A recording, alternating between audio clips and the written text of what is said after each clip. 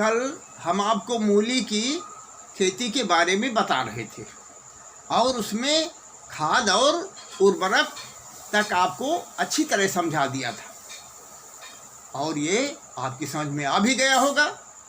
यदि ना आया हो तो आप हमसे पूछ सकते हैं। अब हम इसी क्रम में इसके आगे चलते हैं। सिंचाई एवं जल निकास, इसके बारे में समझिए आप। बुआई के समय यदि भूमि में नमी की कमी रह गई हो तो बुआई के तुरंत बाद एक हल्की सिंचाई कर देना चाहिए। उसके बाद जब पौधों में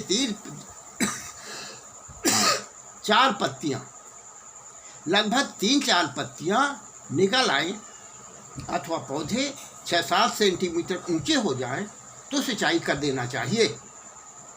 बाद में सिंचाइयां मौसम के अनुसार तथा भूमि की किस्म के अनुसार आवश्यकता अनुसार करना चाहिए। जमीन को कभी भी सूखने नहीं देना चाहिए, अन्यथा सूख जाने पर क्या होता है, जड़ों की बढ़वार रुक जाती है। गर्मियों में फसल में अधिक सिंचाइयों की आवश्यकता पड़ती है। लगभग प्रत्येक सप्ताह सिंचाई करनी चाहिए। फसल को ज़्यादा पानी की भी उतना ही नुकसानदायक होता है जितना कम पानी। अतः बरसात के मौसम में खेत में अनावश्यक पानी को जल निकास की नालियों से खेत के बाहर निकाल देना चाहिए। अब जरा खरपतवार नियंत्रण देखिए। खरपतवारों को नष्ट करने के लिए कम से कम 2 निकाई गुड़ाई आवश्यक है। यदि बीच में घास पात निकल आए, खरपतवार निकल आए, तो दूसरी सिंचाई के समय पास उगे पौधों से फालतू पौधों को निकाल देना चाहिए। चाहे वो घास पात के हों या फालतू पौधे हों, दोनों को निकाल देना चाहिए, ताकि लंबी किस्मों में पौधे से पौधे की दूरी 8 से 10 सेंटीमीटर तथा छोटी किस्मों में 2.5 से 3 सेंटीमीटर हो जाए। साथ ही जड़ें भूमि के बाहर निकल आई हों तो उन पर मिट्टी चढ़ा देना चाहिए। अच्छी गुणों वाली मूलियाँ इस प्रकार से प्राप्त की जा सकती हैं। अब देखिए रोग नियंत्रण।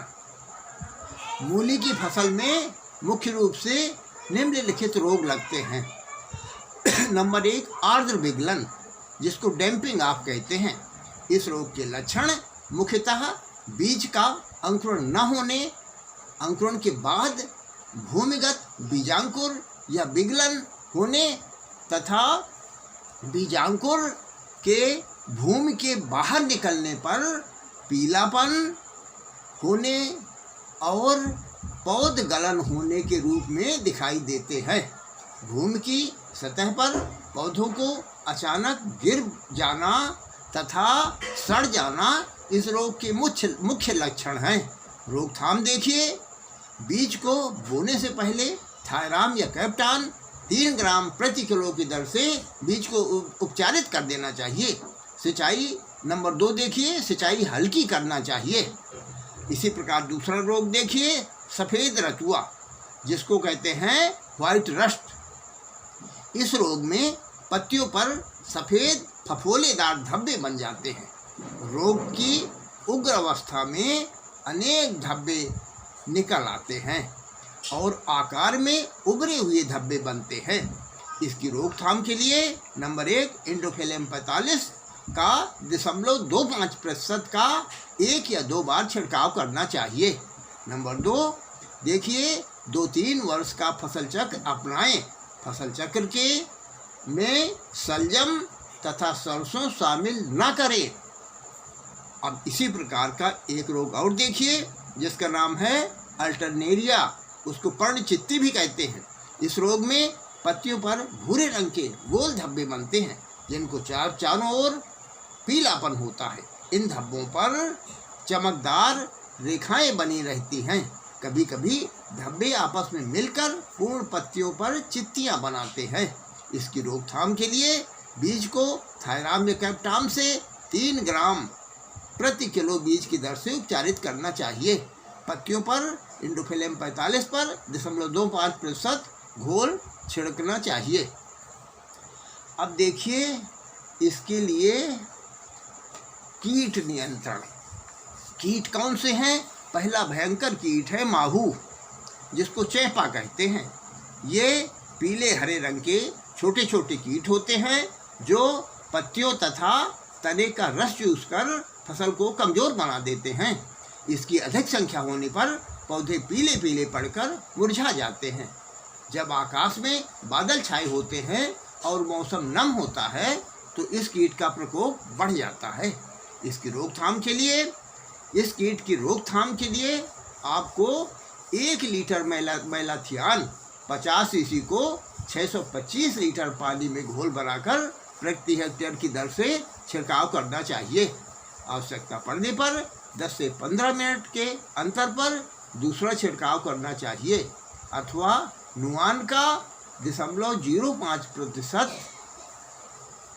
इसका मतलब हुआ कि 0.5 मिलीलीटर पानी का घोल बना करके और छिड़काव कर देना चाहिए।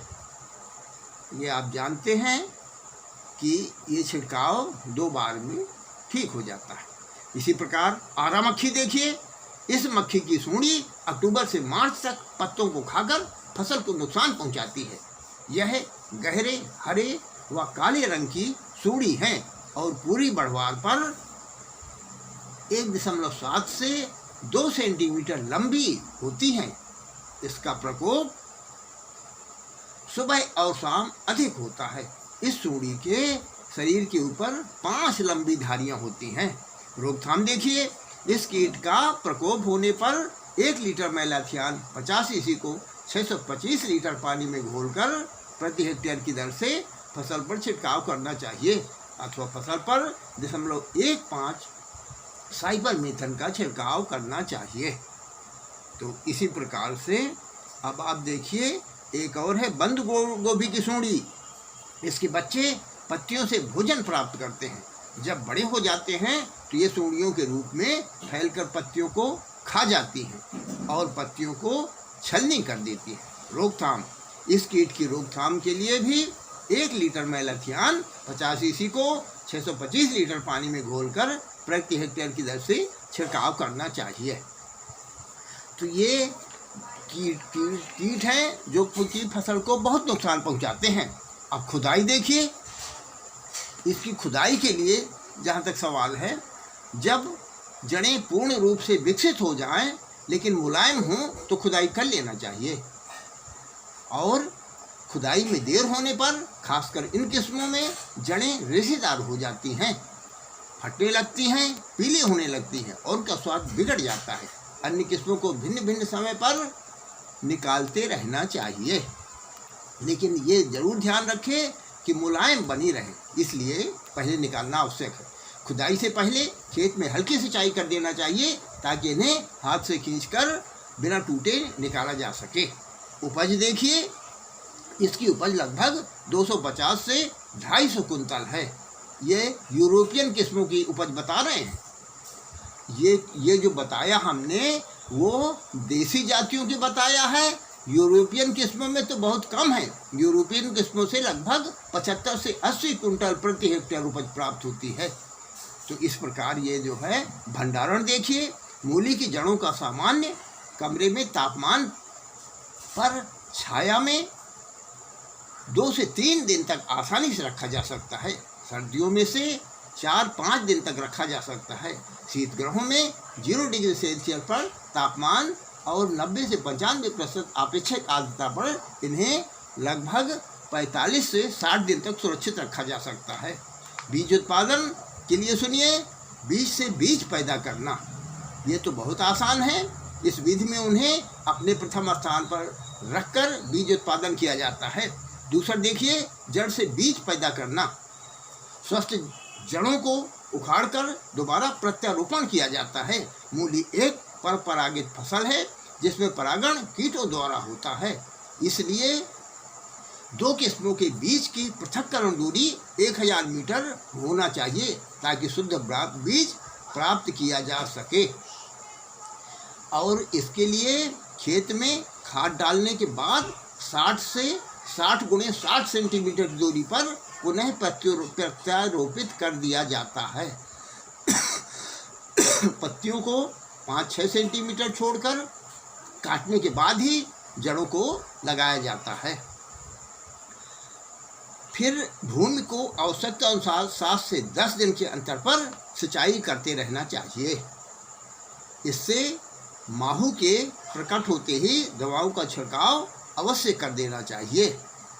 उसमें एक बात ध्यान रखिए कि 6% से अधिक नमी न रहने पाए। किस्मों के अनुसार प्रति हेक्टेयर 6 से 8 क्विंटल बीज प्रति हेक्टेयर पैदा हो जाता है। प्रश्न लिखिए। प्रश्न नंबर 1, मूली की खेती के लिए कीट नियंत्रण और रोग नियंत्रण कम से कम 2 अवश्य लिखिए और उसका उपचार भी लिखिए। और दूसरी बात यह है कि आप जो है ये प्रश्न नंबर 2 लिखिए। प्रश्न नंबर 2 में मूली की खुदाई, उपज और भंडारण लिखिए। इसके साथ में बीज उत्पादन की विधि लिखिए। धन्यवाद।